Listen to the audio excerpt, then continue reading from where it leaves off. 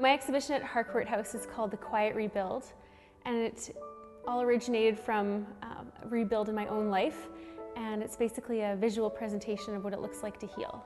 The beautiful parts of life often come from the hard parts of life. In 2010, my son Zachary died from a cardiac tumor just moments after he was born, and that event just altered every part of my life. After a year had passed, I got pregnant with my third child, Eden, and I realized, holy cow, I better deal with my grief or else I'm going to be like holding this on my shoulders for the rest of my life. And so that's when I got back into making my art, and it became an integral part of loving and letting go.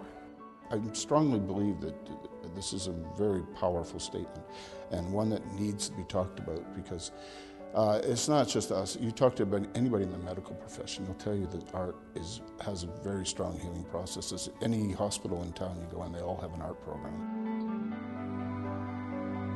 The artist in residence at Harcourt House has studio space for an entire year, which is a really amazing opportunity for an artist. And at the end of the year, they have a solo exhibition in the main space of the gallery.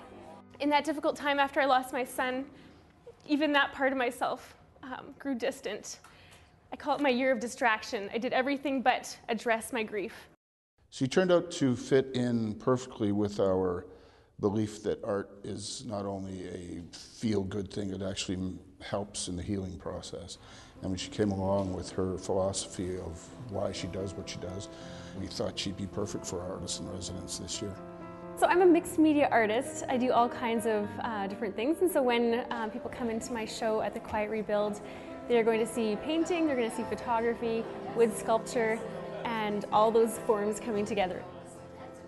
I use a lot of wood in my artwork, and part of that comes from the metaphor of a forest fire and the fact that the forest has to regrow up from the ashes. I also use quite a bit of wooden Jenga blocks, which represent my family life, but also just kind of the idea of life. Like, we build up our lives to be how we want them to be, and then situations happen and everything falls to the ground, and then we build up again.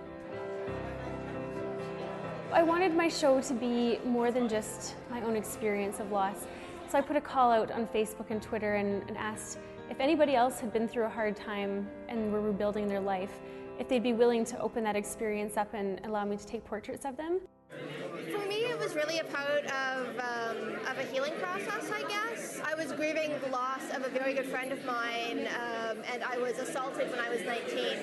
And this was something that I could do to sort of start talking about that instead of kind of keeping everything inside, and to be more open about it, which has helped a lot. Thank you. I do believe that the work in the Quiet Rebuild is a celebration of the human experience, because innate in all people is the will to get up and to carry on. And I think that's what the Quiet Rebuild is really about.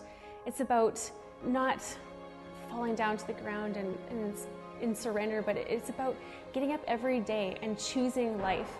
And so I hope that when people come, they will feel encouraged. The subject matter won't draw them down, but it'll tell them that, you know, there is hope for the future. I think that I'm going to continue to explore the relationship that art has with healing and how it can unlock amazing things in us.